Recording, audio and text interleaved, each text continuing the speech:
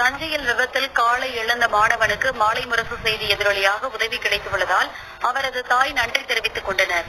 தஞ்சை மாவட்டம் கண்டியூர் காளியம்மன் கோவில் தெருவை சேர்ந்தவர்கள் சசிகுமார், சத்யா. இவர்களின் மூத்த மகன் சபீர்குமார் விபத்து ஒன்றில் ஒரு காலை இழந்துள்ளார். இருந்தபோதிலும் படிப்பின் மீது கொண்ட ஆர்வத்தால் தொடர்ந்து படிக்க வேண்டும் என்று விருப்பம் தெரிவித்தார். கூலி வேலை செய்து குடும்பத்தை காப்பாற்றும் தந்தையால் பிள்ளைகளை படிக்க வைக்க முடியாத சூழல் ஏற்பட்டுள்ளது. இது தொடர்பான செய்தி நமது மாலை முரசு செய்திகள் தொலைக்காட்சியில் ஒளிபரப்பானது.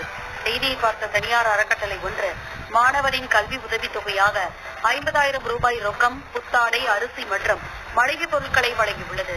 இதனால் மகிழ்ச்சி அடைந்த தாய் அறக்கட்டளைக்கு மாலை முரசு தொலைக்காட்சிக்கும் கண்ணீர் மல்க நன்றி தெரிவித்துக் கொண்டனர்.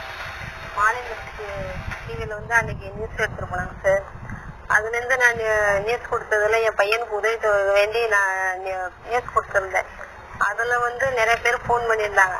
அதுல போன் பண்ணதுல ஜோதி அறக்கட்டளை மூலியமா இன்னைக்கு எனக்கு முதல் உதவி அவங்க இன்னைக்கு உதவி பண்ணி 50,000 பணமும், அரிசி, மளிகை ஜாமான்ங்க, துணிமணிங்க எல்லாமே கொண்டு வந்து 50,000 பணமும் உதவி தொகையும் இதை என் பையனுடைய படிப்பு செலவுக்காக பயன்படுத்துறதுக்கு.